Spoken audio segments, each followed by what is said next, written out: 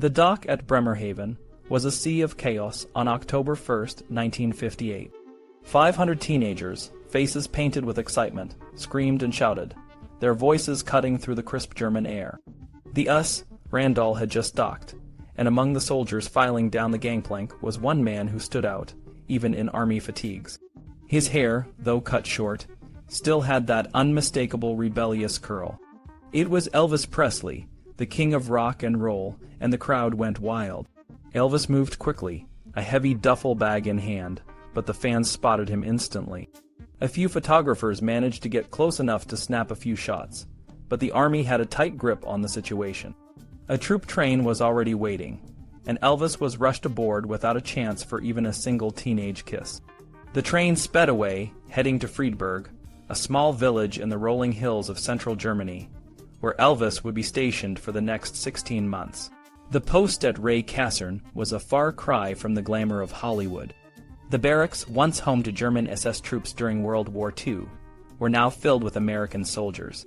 The press was allowed in for a brief open house, but it was clear that once the 3 days were up, Elvis and the post would be off limits to civilians.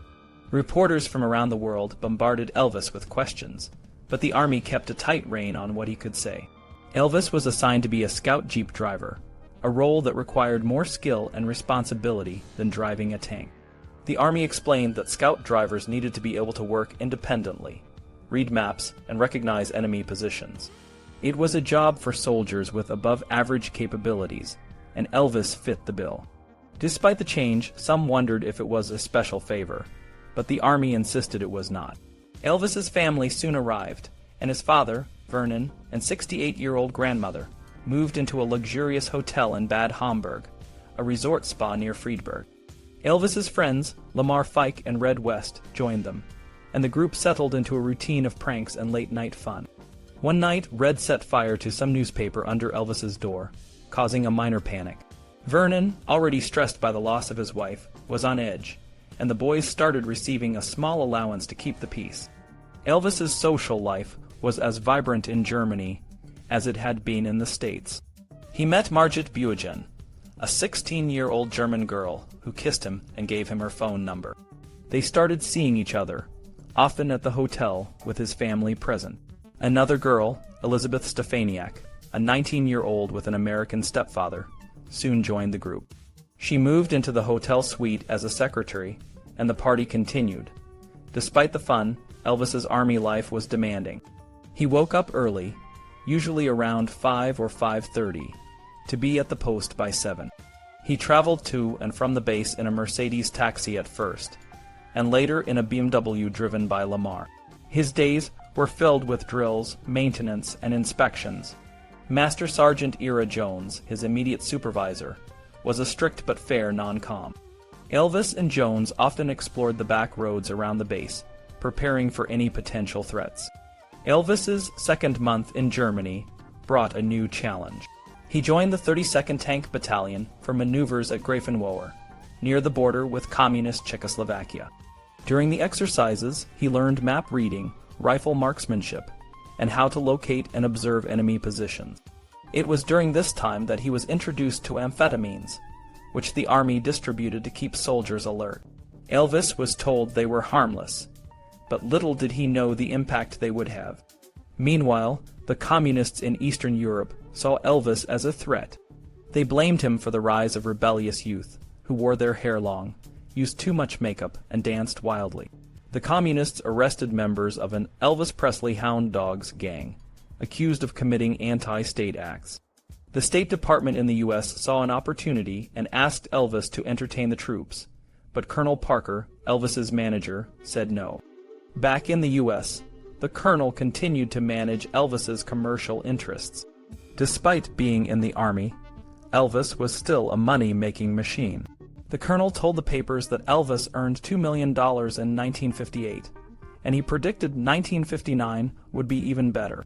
RCA, Elvis's record label, faced a shortage of unreleased material, so they released the Elvis Sales EP and, for LP fans only, an album of older tracks.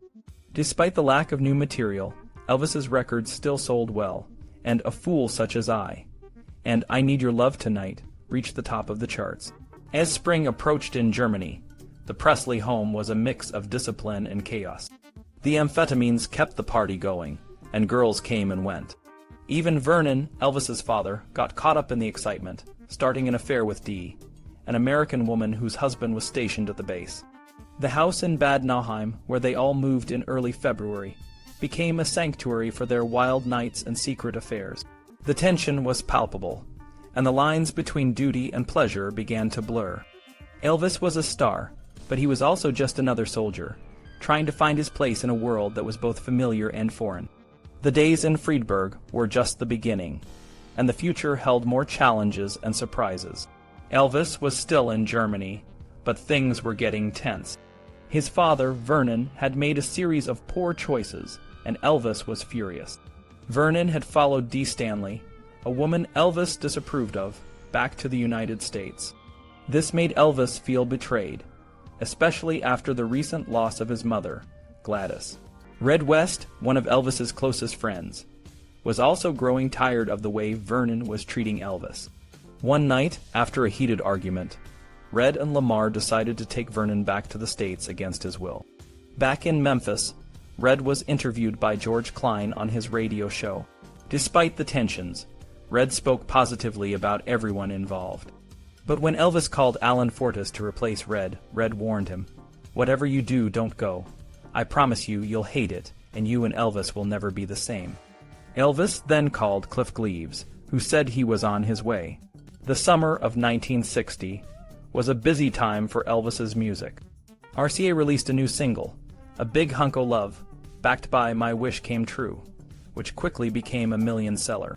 The re-release of King Creole and Love Me Tender also boosted sales, thanks to the renewed interest from the films being shown as a double feature. In August, RCA put out another album, A Date with Elvis, which included songs from his early days at Sun Records and some from Jailhouse Rock and Love Me Tender. The album was a hit, especially among teenage girls. To make the album more appealing, RCA added some extras. The album sleeve opened up to reveal a 1960 souvenir calendar with Elvis's Army discharge date circled, along with color photos and a personal message from Elvis in Germany. The album went straight to the charts. RCA Steve Scholes praised Elvis's enduring popularity, saying, "It's a tribute to his staying power that he continues on such a powerful level." He also mentioned that record shops couldn't return unsold copies of Elvis's records, a policy that only applied to Elvis because of his exceptional sales history. In August, it was announced that Elvis's first film after his discharge would be G.A. Blues, a story about a tank sergeant in the U.S. Army stationed in Germany. The producer, Hal Wallis, began shooting background scenes in Frankfurt, but decided not to use Elvis in these scenes to avoid criticism. Some newspapers mocked Paramount for not using Elvis, but others pointed out the cost to taxpayers for providing the tanks and crews. The Colonel, always looking for ways to keep Elvis in the spotlight, was busy planning his return. He met with radio personalities in Hawaii and promised a concert if they could gather 10,000 signatures. They managed to get many more, and the concert was set. The Colonel also negotiated a new contract with RCA, giving Elvis a 25% increase in publishing rights. He announced that Elvis's first TV appearance would be on a Frank Sinatra special, a significant coup given Sinatra's previous criticism of Elvis. While all this was happening, Elvis continued his duties in Germany.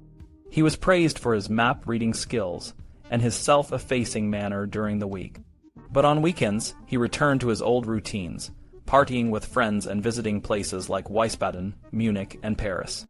In Paris, he enjoyed the nightlife and even brought the chorus line from the Lido back to his hotel, causing the club owner to remind them they had a show to perform the next night. In Germany, Elvis met a new girl, Priscilla Beaulieu, the 14-year-old daughter of an Air Force captain. Priscilla quickly became a significant part of Elvis's life. He spent many evenings with her, often 5 or more times a week. Priscilla later said, "I really felt I got to know who Elvis Presley was during this time. He was very insecure and felt betrayed by his father. He shared his grief with me and was his most vulnerable and honest self." By mid-January 1960, Elvis had been promoted to sergeant and was commanding a 3-man reconnaissance team. However, it was announced that he would be discharged in February, earlier than expected. The media began to hype his return, with newspaper articles reviewing his past and previewing his future. Fan magazines held contests, and radio stations planned special programs. RCA prepared to release 1 million copies of his first single, with plans to ship half that number within 72 hours of its release.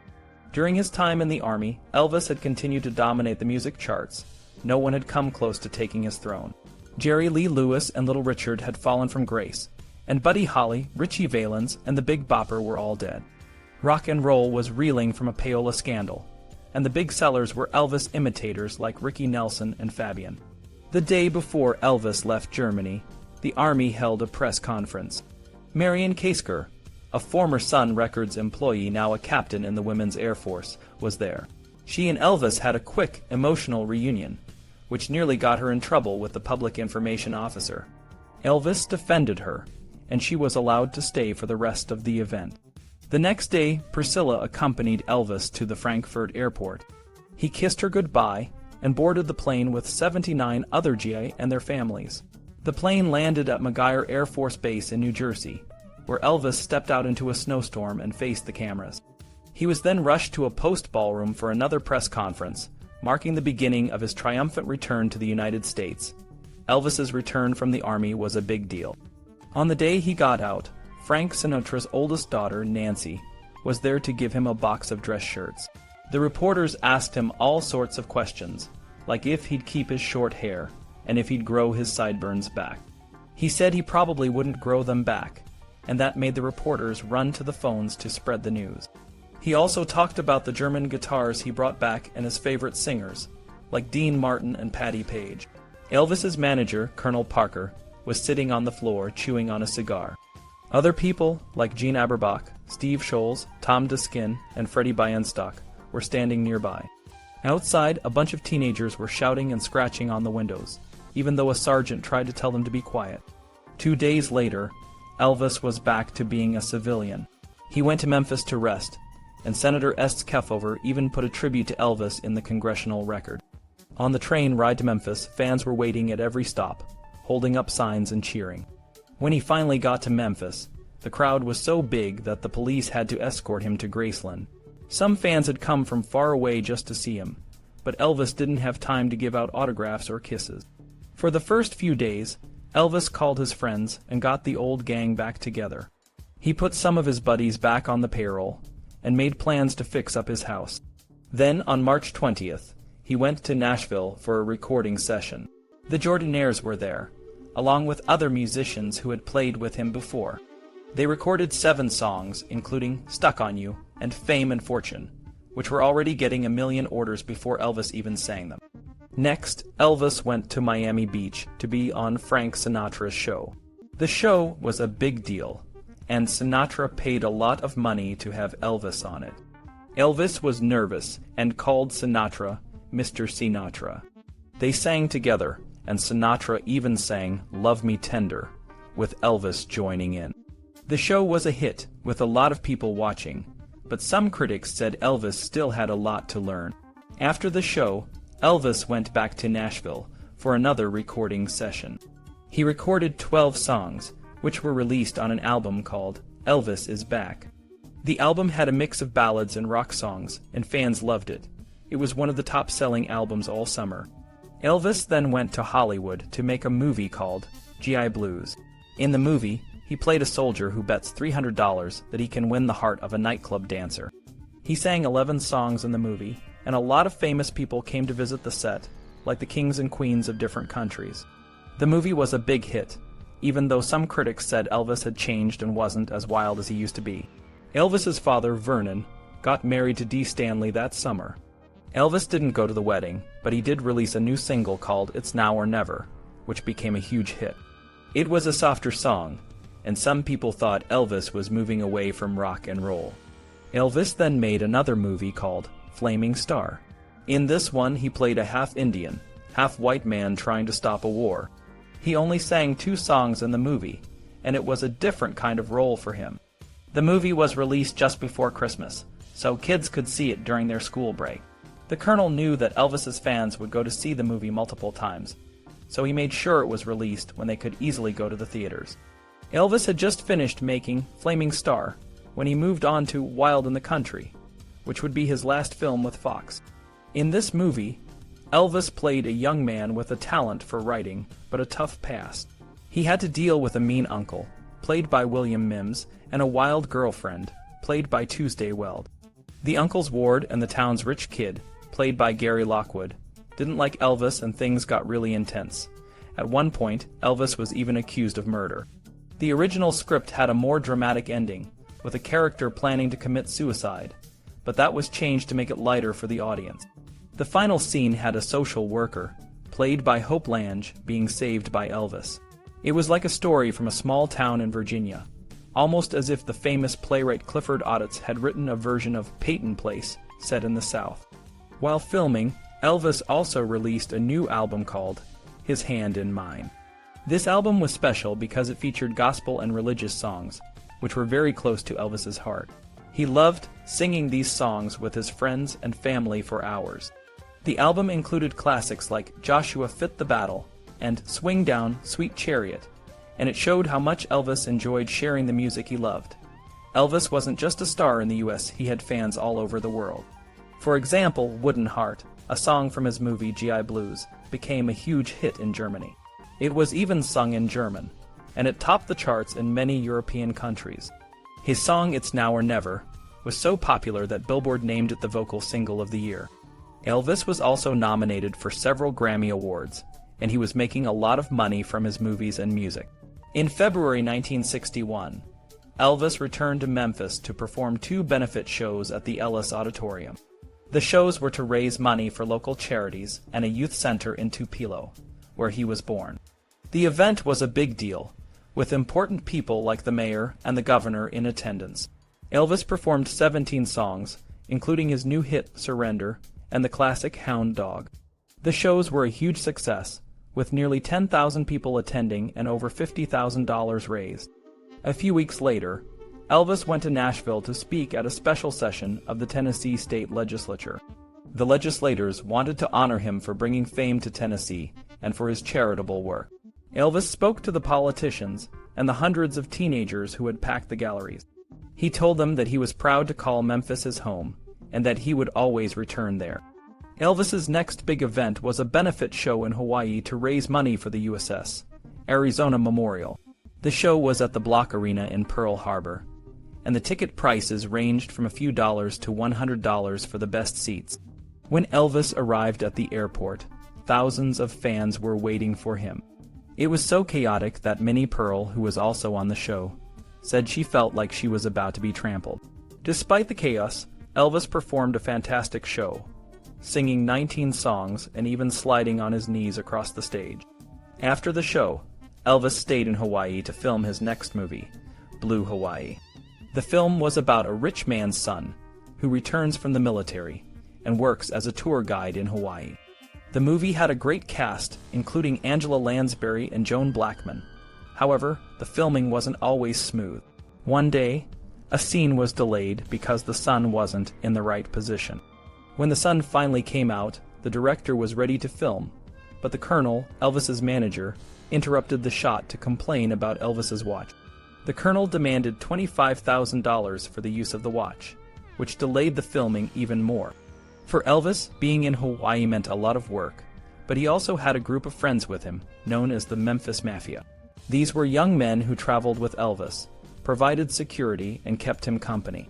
They were always ready for fun, and their activities often got them into trouble.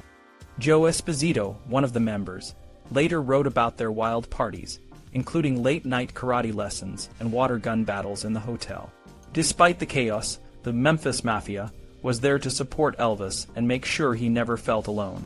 Elvis leased a house on Perugia Drive in Bel Air, a fancy neighborhood just west of Beverly Hills, where millionaires and movie stars lived. He moved his boys into this house. Even though they were paid only $150 to $250 a week, their job was pretty easy, and Elvis paid for all their expenses. After Rex Mansfield turned down Elvis's offer to be his major domo, Joe Esposito took over the role. Joe had been with Elvis since their army days in Paris. He wasn't great with money at first, but he learned accounting and eventually handled Elvis's personal bills, and acted as a buffer between Elvis and the outside world. Joe was from Chicago, and was the only Yankee in the group. Alan Fortas was a football player at Vanderbilt University, before he joined Elvis as a companion bodyguard in 1958. He took care of travel arrangements, and made sure the cars were ready for trips from Memphis to California. They drive Route 66, stopping only to sleep in Holiday Inns, and Alan made sure the cars were in perfect condition. Delmer Sonny West had dated Elvis's cousin Patsy Presley, but left in 1961 to pursue an acting career. He came back to Elvis's payroll in 1970. Sonny was related to Red West, and helped take care of the cars with Alan. Charlie Hodge met Elvis in Germany, and was on his payroll since then. Charlie was known for his voice, humor, and loyalty. His job was to manage the musical aspects of Elvis's personal life, keep track of his record collection, and help during recording sessions. Bobby Red West was Elvis's high school friend and karate partner. He also acted as Elvis's movie fight opponent. By 1961, he was writing songs, and some were recorded by other artists. Elvis gave him co-composer credit for I Forgot to Remember to Forget. Red left Elvis in 1968 to focus on songwriting and production.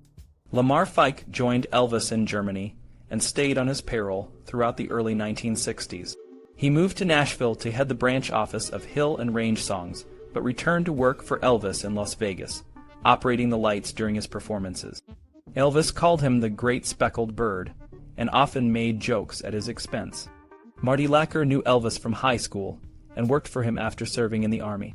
He was Elvis's personal bookkeeper and secretary, until he left in 1967. Jerry Schilling was another old friend from the neighborhood.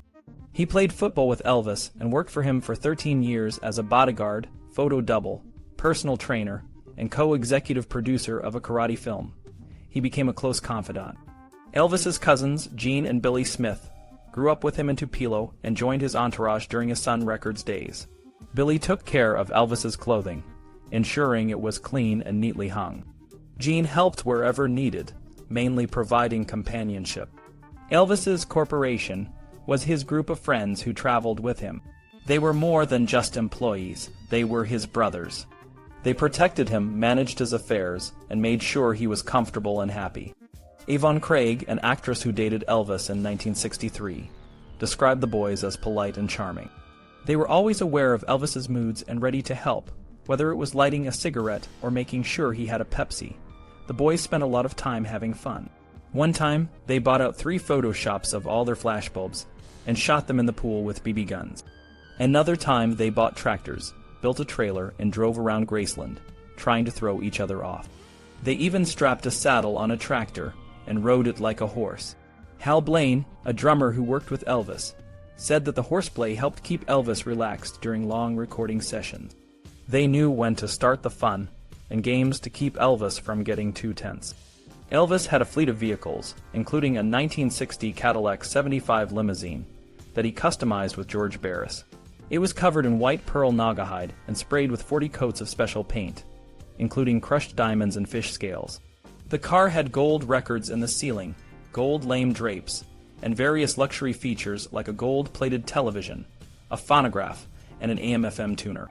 He also had a Dodge mobile home and a customized bus for trips back to Memphis, where he kept his mother's pink Cadillac locked away. On nearby McKellar Lake, he had a 21-foot-long Century Coronado boat with a 325-horsepower Cadillac engine for water skiing. The boys developed their own language, full of inside jokes and phrases that only they understood. They often teased each other and Elvis, mimicking each other's mannerisms and engaging in playful banter. They were brutally honest with each other, which was a key part of their relationship. Living with Elvis meant dealing with his moods, especially when he was dieting.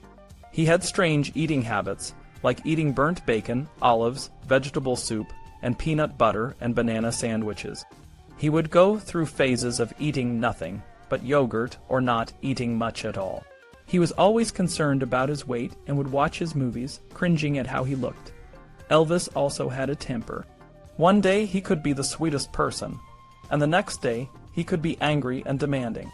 He once fired all the boys, telling them to go back to Memphis, but changed his mind by the time they reached the airport.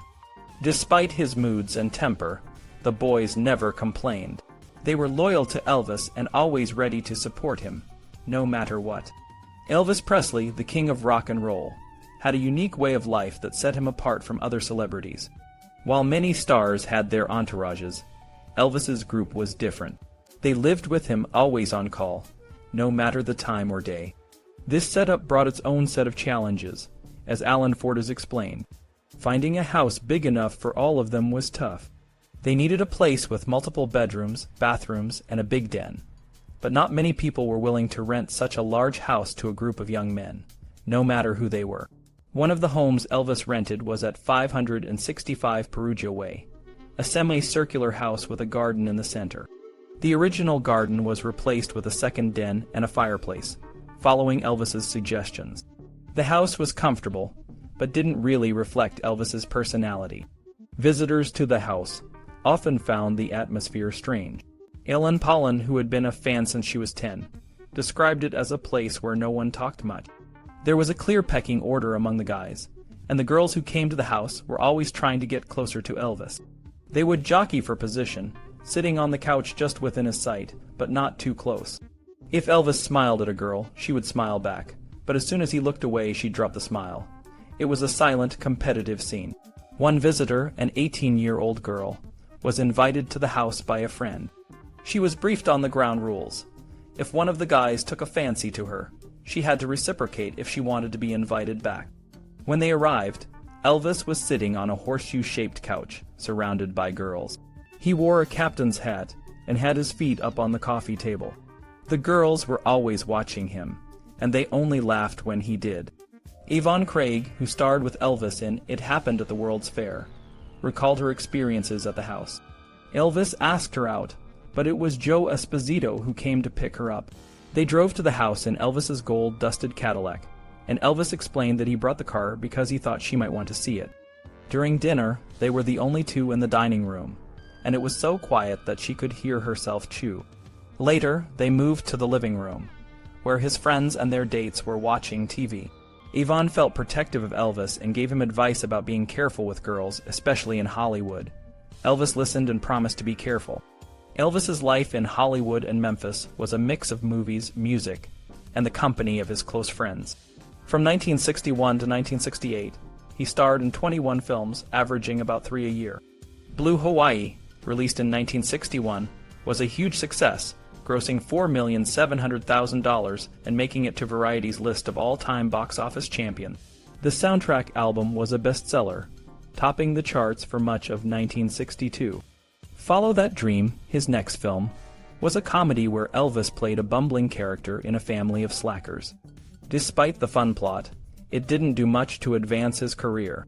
In Kid Galahad, Elvis played a boxer, and in Girls, Girls, Girls, he was a charter boat captain in Hawaii. The latter had a weak plot and forgettable songs, but it featured some of the beautiful Hawaiian scenery.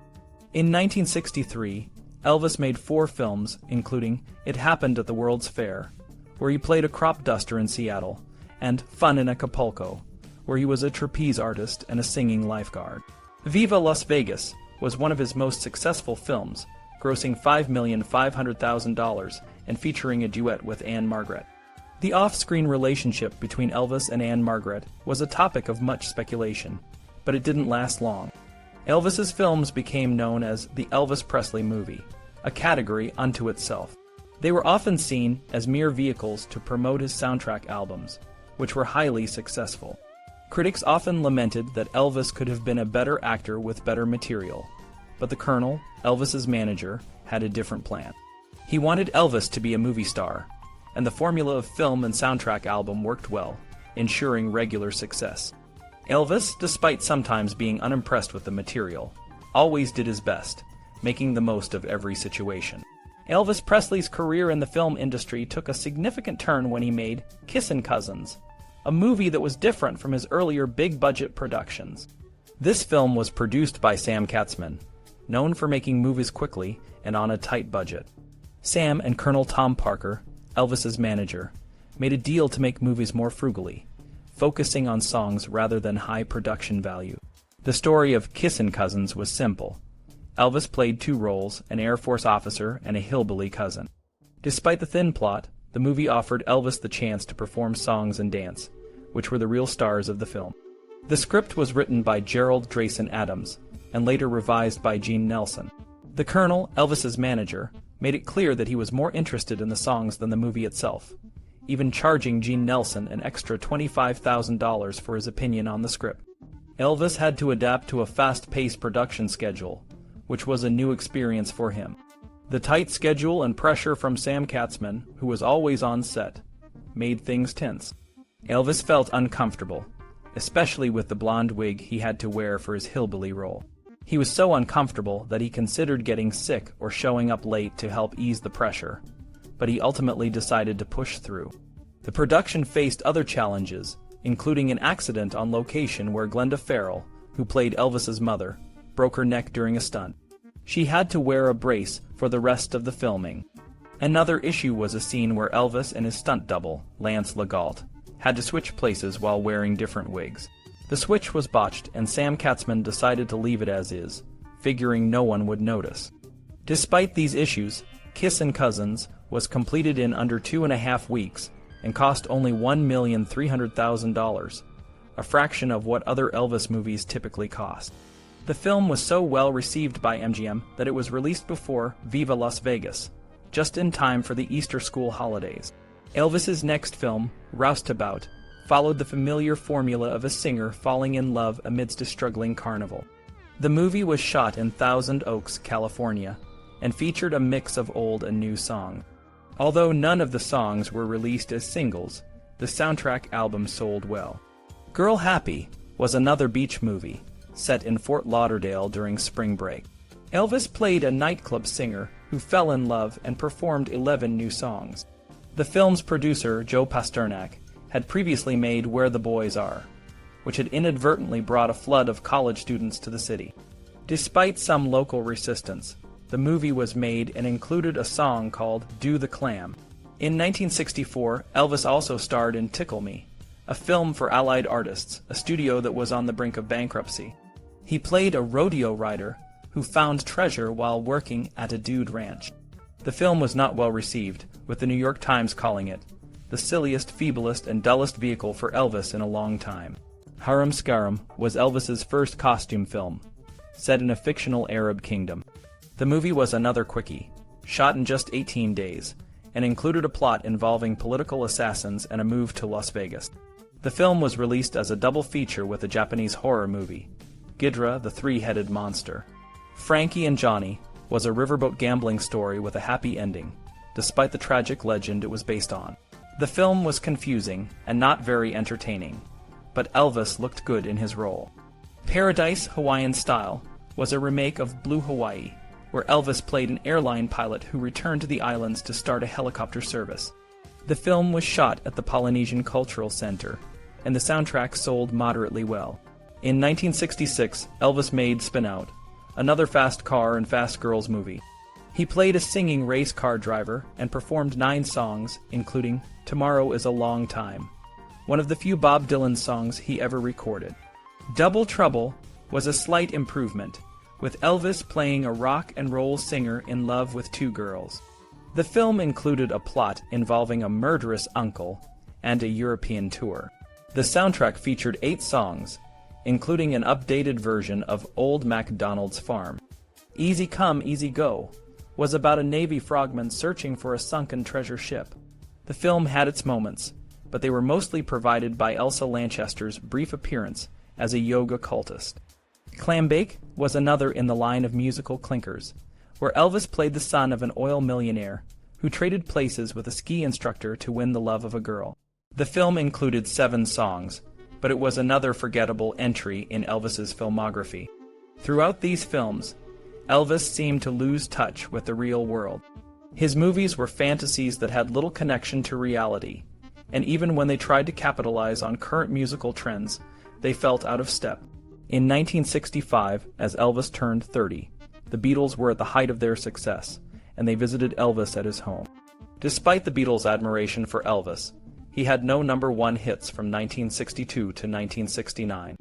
Lance Legault, who doubled for Elvis in many of his films, noted that the quick production schedules began with Kissin' Cousins. From then on, rehearsals for song numbers were cut short, and the focus was on producing movies as quickly as possible. This shift marked a significant change in Elvis's film career, as he became more of a singing and dancing star and less of a serious actor. By 1963, Elvis Presley had become the highest-paid entertainer in history. Despite the declining quality of his films, his earnings continued to rise, often averaging between $5 and $6 million a year. Other stars might have been wealthier, but no one was paid as much for their performances. Elizabeth Taylor, Cary Grant, and Audrey Hepburn commanded million-dollar salaries, but Elvis earned $1 million plus 50% of the profits, and his films were almost always profitable. At MGM, a studio insider once joked that Elvis's movies didn't need titles. They could just be numbered and would still sell. Unlike other superstars who were picky about their scripts, Elvis would sing and act in whatever he was given. Most of his films were simple and took only 5 or 6 weeks to shoot, allowing him to make a lot of them. In 1965, Elvis's income was a staggering $5 million, and that didn't even include money from non-film activities like royalties from Elvis Presley products. The Colonel, Elvis's manager, celebrated their 10th anniversary by announcing that the 17 films released so far had grossed between $125 and $135 million. RCA Records added that Elvis had sold 100 million records, worth $150 million. The secret to this success was the Colonel's brilliant marketing strategy. For each film, like Kissin' Cousins, the Colonel launched a massive promotion campaign. Every piece of mail from RCA, MGM, and the Colonel's office carried something about the film, from rubber-stamped messages to pocket calendars. Interviews, celebrity photos, and regular fan club bulletins kept the buzz going. Radio spots featured disc jockeys hyping the film's fun and humor. RCA and MGM field staff were told to be friendly and proactive, ensuring that record stores and movie theaters were well-stocked and well-promoted. Before the film's release, press kits with pictures, stories, and ads were sent to journalists and showbiz personalities. Fan club presidents were given materials to promote the film in their communities.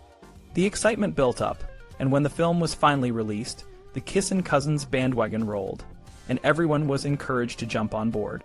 The Colonel's strategy was simple. He went ahead of Elvis, creating a frenzy of anticipation.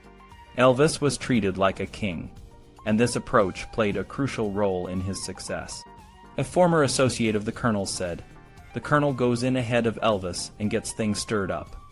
Elvis is catered to out of proportion to anyone else of like or approximate stature."